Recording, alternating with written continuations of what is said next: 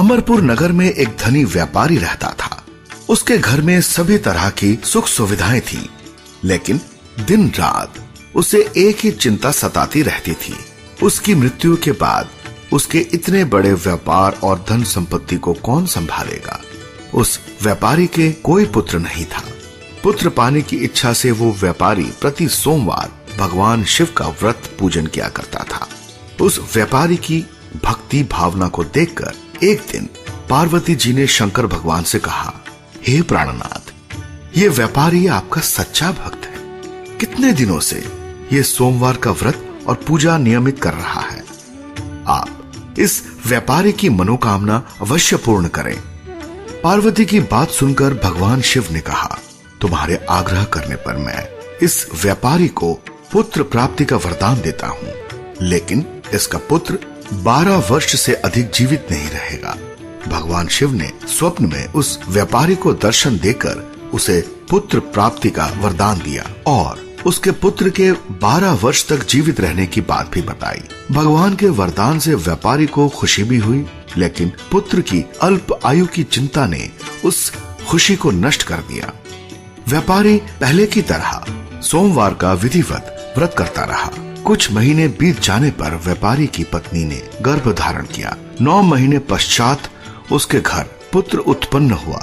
पुत्र जन्म से व्यापारी के घर में खुशियां छा गई। बहुत धूमधाम से पुत्र जन्म का समारोह मनाया गया, लेकिन व्यापारी को पुत्र जन्म की अधिक खुशी नहीं हुई, क्योंकि उसे पुत्र की अल्प आयु का रहस्य पता था। व्यापारी ने पुत्र की अल्प आयु का रहस्य घर में किसी को नहीं बताया था।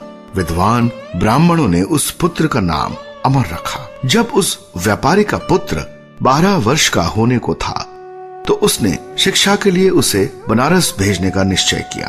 व्यापारी ने अपने साले को बुलाकर कहा, दीपचंद, अमर को बनारस छोड़ाओ, ये वहां रहकर शिक्षा प्राप्त करेगा। व्यापारी ने दीपचंद को बहुत सा धन देकर अमर के साथ विदा किया। रास्ते में जहां भी अमर और दीपचंद रात्रि में विश्राम के लिए ठहरते थे, वहीं यज्ञ करते और ब्राह्मणों को भोजन कराते थे। लंबी यात्रा के बाद अमर और दीपचंद एक बड़े नगर में पहुंचे। उस नगर के राजा की कन्या के विवाह की खुशी में पूरे नगर को खूब सजाया गया था। निश्चित समय पर बारात आ गई, लेकिन वर के एक आंख से काना होने के कारण वर का पिता बहुत चिंतित था। उसे इस बात का भय सता रहा था कि राजा को वर के काना होने का पता चलने पर कहीं वो विवाह से इनकार न कर दे। राजा ने इनकार कर दिया तो बारात को वापस ले जाना पड़ेगा। यदि ऐसा हुआ तो उसकी बहुत बदनामी होगी। वर के पिता ने व्यापारी के बेटे अमर को देखा तो उसके मस्तिष्क में एक विचार आया। उसने सोचा, क्यों ना इस लड़के को दूल्हा बनाकर राजकुमारी से विवाह करा दूं। विवाह के बाद इस लड़के को धन देकर विदा कर दूंगा और मैं राजकुमारी को अपने घर ले जाऊंगा। वर के पिता ने अमर और उसके मामा दीपचंद से बात की। दीपचंद ने धन मिलने के लालच में वर के पिता की बात स्वीकार ली। अमर को दूल्हे के वस्त्र पहनाकर राजकुमारी चंद्रिका से उसका विवाह करा दिया गया। राजा ने बहुत सा धन देकर राजकुमारी को विदा किया। अमर ने वहां से लौटते समय राजकुमारी को पलंग पर सोते हुए देखा तो उसकी भोली सूरत देखकर सच्चाई छिपा नहीं सका और उसने राजकुमारी की ओढ़नी पर लिख दिया, राजकुमारी, तुम्हारा विवाह तो मेरे साथ हुआ था। मैं शिक्षा प्राप्त करने बनारस जा रहा हूँ।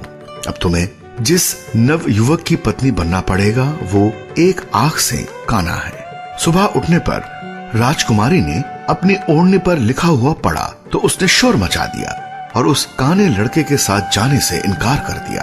राजा ने सब बातें जानकर राजकुमारी को महल में रख लिया। उधर अमर अपने मामा दीपचंद के साथ बनारस पहुंच गया। अमर ने गुरुकुल में पढ़ना शुरू कर दिया। जब अमर की आयु 12 वर्ष की हुई तो उसने एक यज्ञ किया। यज्ञ की समाप्ति पर ब्राह्मणों को भोजन कराया और खूब अन्न वस्त्र दान किए। तभी अमर ने कहा, मामा जी, मेरी तबीयत कुछ ठीक नहीं है, मैं जरा सोना चाहता हूँ। कहकर अमर अपने शयन कक्ष में जाकर बिस्तर पर सो गया। शिव के वरदान के अनुसार सोते सोते अमर के प्राण पखेरु उड़ गए।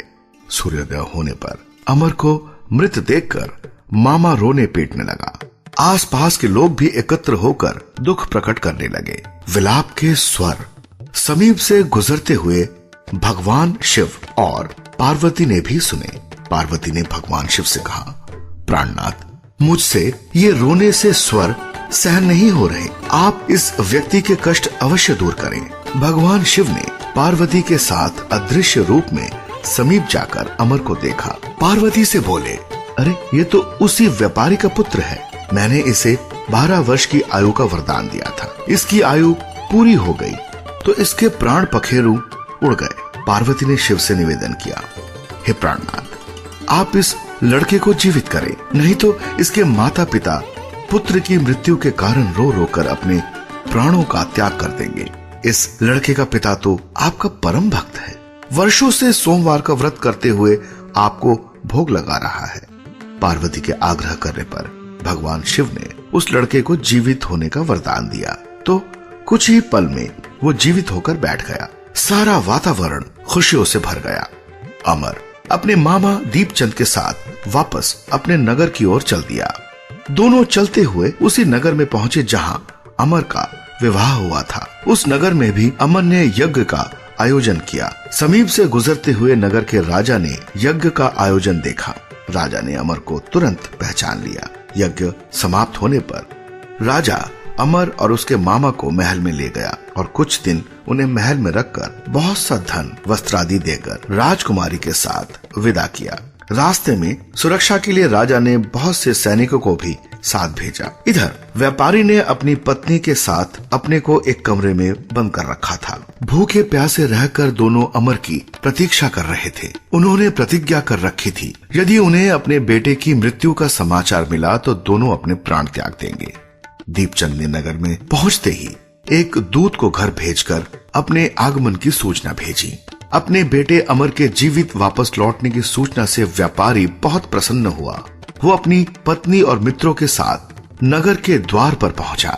अपने बेटे के साथ पुत्र वधू राजकुमारी चंद्रिका को देखकर व्यापारी की खुशी का ठिकाना ना रहा।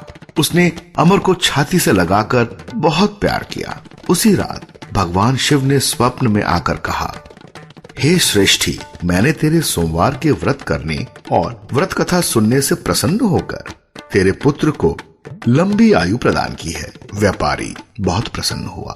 सोमवार का व्रत करने से व्यापारी के घर में खुशियां लौट आई थी। शास्त्रों में लिखा है कि जो स्त्री पुरुष सोमवार का विधिवत व्रत करते और व्रत कथा सुनते हैं, उनकी सभी इच्छाएं पूरी होती है।